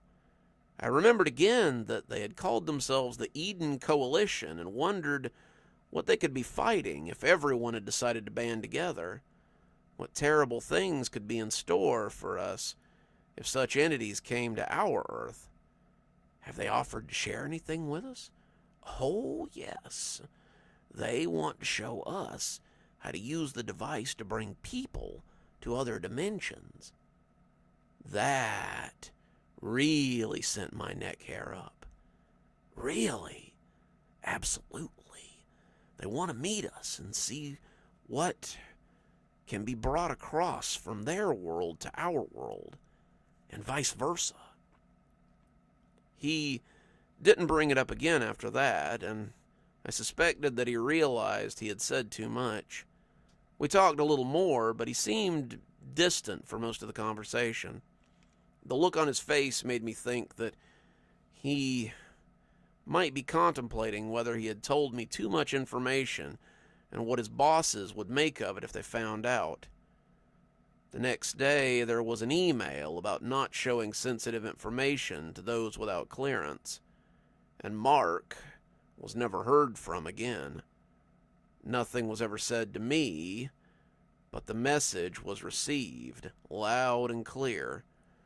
The phone calls continued, every night at 9:30 p.m., but now I just transferred them right away.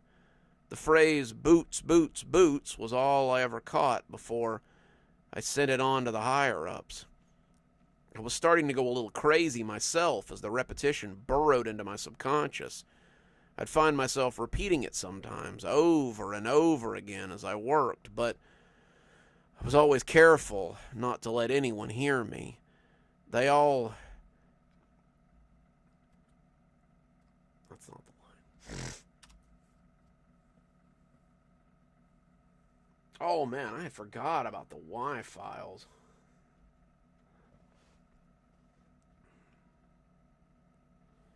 Where was I? They had ghosted my old boss over loose talk. If they knew what I had heard and was now repeating to myself, then what would they do to me? Then, one night, something different happened. Hold that thought for a minute, guys.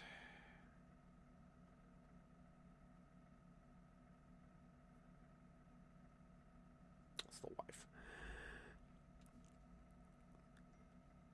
It had been about a month since Mark had disappeared, and the buzz was that something big was happening. The guys upstairs had been working on something hush-hush, but the more secret the project, the more likely the bleed-out is.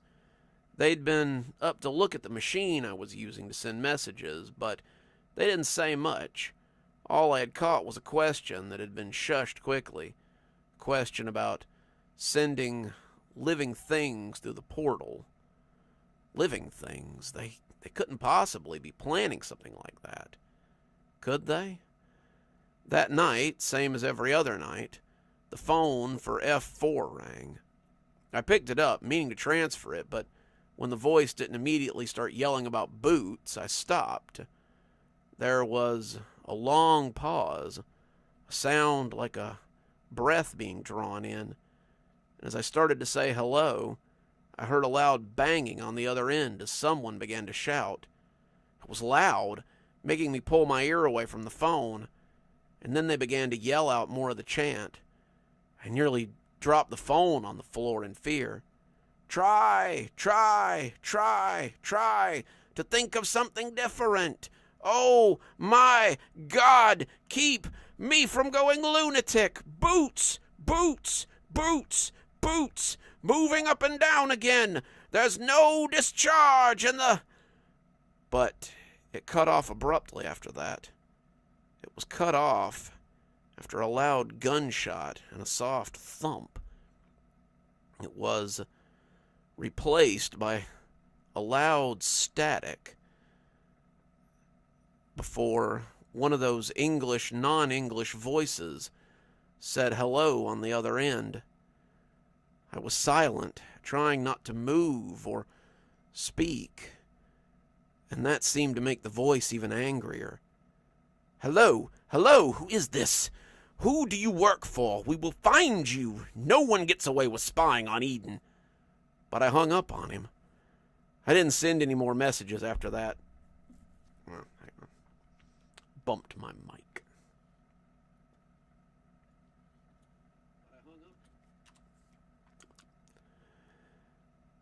But I hung up on him. I didn't send any more messages after that. I just grabbed my bag and left early. I was officially done with the night, and I didn't care what they thought about it. I was sure that they would pull me over with every mile I rolled, but when I pulled up at my house without being grabbed by the people in the white vans, I thought I might have gotten away scot-free. I tried to sleep, but the words of the marching chant ran through my head over and over and over again. Boots, boots, boots, boots. What did it mean? Moving up and down again. Why did they keep sending it? Men go mad from watching them. What are they trying to tell me? If your eyes drop. I put my head under my pillow, but it was almost like I could hear the sound of those marching boots in my ears. They will get atop of you. I looked at my phone when it started ringing, peeking at it as it buzzed ominously. Try. There was only one person that could be calling me this late at night to think of something different. They had found me missing, and they were looking for me. Worse, they knew I had listened to the phone call. What would they do to me? This was a government contract. I could be arrested for treason, sent to Leavenworth, or just vanished like Mark had been. They had my address, though.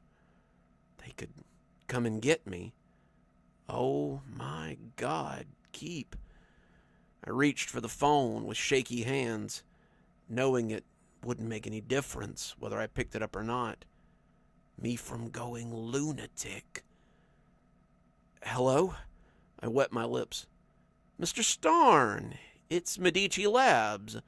We need you to come back to the facility. Something has come up, and we need to speak with you urgently.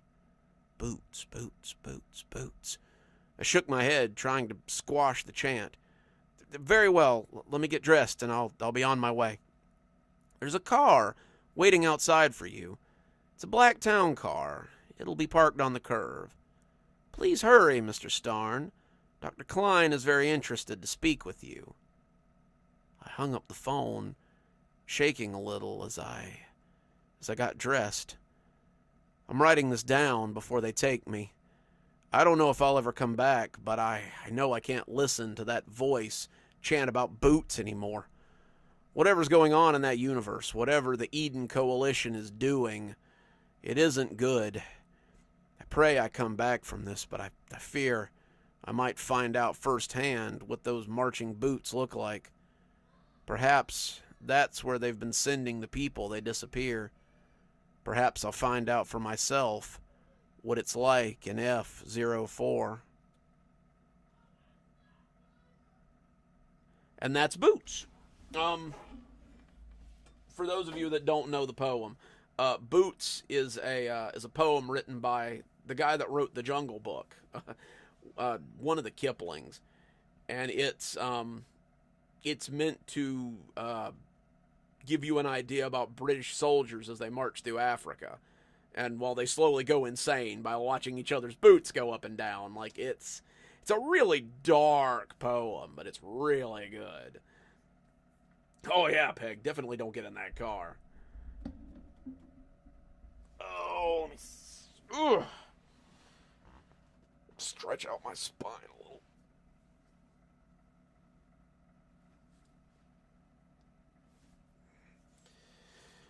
Oh yeah, I forgot about that episode of Supernatural. God, I gotta watch that show again. I haven't seen it in a while. I think I finished all of it, but I can't remember. Oh, excuse me. Oh, goodness, that was a long one. Whew.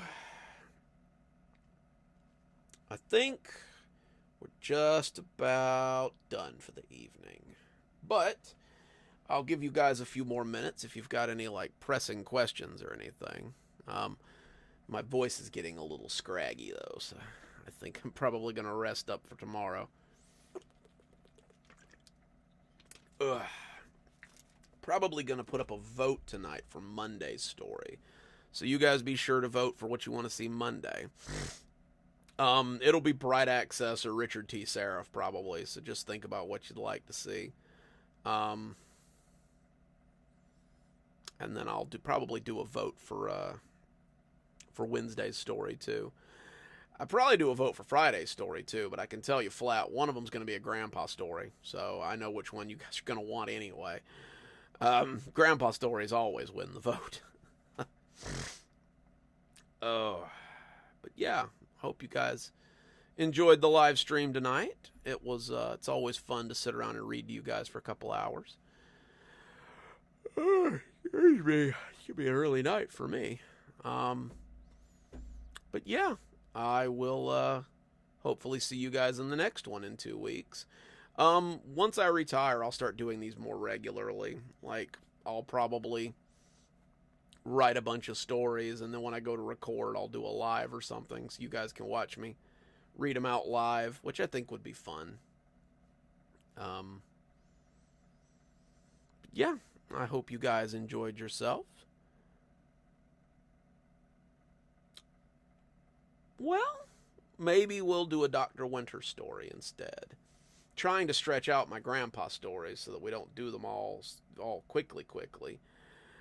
I've got a few Dr. Winter stories queued up, so, I mean, we could do them. I read a couple of them on here, so we could do a Dr. Winter story at one point or another. Maybe we'll do a Dr. Winter story Friday. We haven't done a Dr. Winter story in a while. It has been a wonderful evening. I have appreciated all you guys for coming to watch my live, as I always do. If you want some books, there's a link in the description of any of my videos, so just go grab you some. They're all on Amazon. If you want them signed, you're going to have to wait for me to move, because I've already moved all my books. But yeah, I think... Oh no, I'm sorry, Carrie. That is a mess. It was a good live. Thanks, guys. I really appreciate you guys for showing up and being so supportive. And I hope I'll see you guys in the next one. So, Dr. Plague, signing off. You guys have a wonderful evening. And I'll catch you next time.